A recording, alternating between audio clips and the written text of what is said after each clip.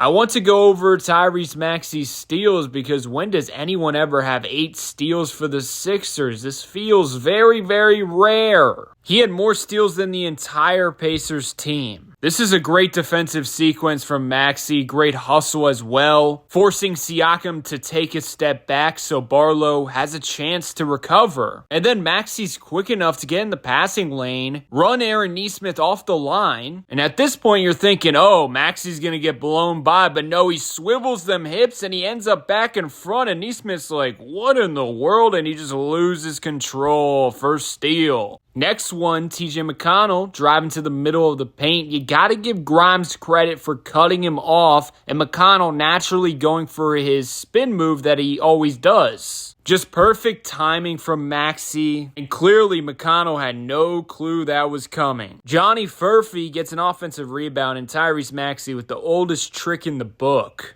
And the thing is, in this game, his steals were leading to easy offense. Quentin Grimes wide open. He just can't connect. If Maxey was a football player, I feel like he would be a really good safety. He's just reading the eyes of Aaron Nesmith. Initially, it looks like the easiest pass in the world, but Maxey just quickly eliminates that space. Got to give Nesmith credit. He did get the block almost, but it was a goaltend. He tried to make amends. So he had 4 steals in the first half. The thing is, 0 in the third, so he went crazy in the fourth quarter, which was good to see. He really took the Sixers home. He's been struggling as of late in the clutch, so I was really glad to see elite fourth quarter Maxey show up once again. Notice Maxey bait this dribble handoff, kinda acting out of position. Look, he's still standing still. Just so quick, changing directions. Then he pokes it with the left hand, gathers it in with the right hand, and he's off. And I found it funny, Walker could not even contest because keeping up was too much physically for him. If he tried to block that, there would have been an injury. Poor J Huff getting taken advantage of. You see here, it seems like an easy pass for him. I think Maxey's in his blind spot. And what do you know? A steal leads to easy offense, 2 free throws. Sixers had 28 points off turnovers. Maxey definitely played a part in that. Meanwhile, Indiana only had 7. Pretty common theme, but when the Sixers are winning basketball games, it feels like they're not turning the ball over much. The reason why that's such a big deal is because the Sixers are easily the worst transition defense in the league, or one of the worst, especially when you got Joel Embiid out there. Now, the last 2 steals, he was kind of just gifted them. Nembhard tried to turn into Luka Doncic, but that was never getting through. And then Aaron Nesmith just chucks it, and it touches Maxey, so he saves it because he knows like he's going for a career high in steals, but it ends up in points for the Indiana Pacers. Solid win, though.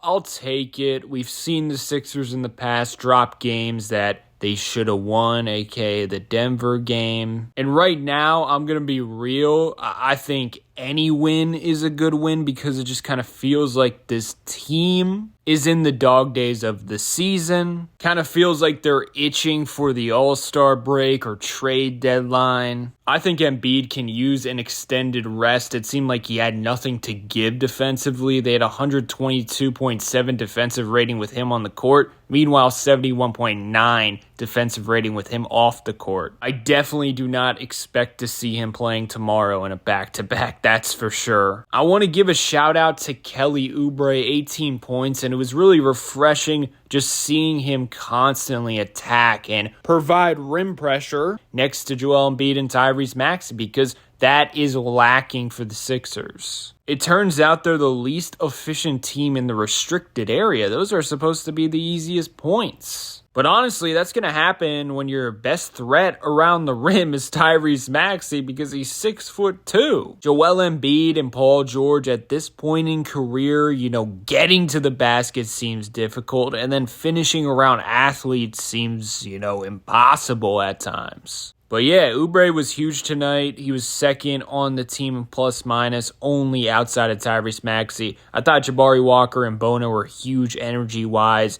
as well. I think you need those types of guys in the dog days of the season when you're playing an under 500 team. They really won this game in the fourth quarter through their defense when Joel Embiid was off, and that's nice. But yeah, the goal moving forward, just stay above water. And then hopefully after the trade deadline, after the All-Star break, they can reach another gear because they're re-energized mentally and physically. That's all I got. Let me know your thoughts below.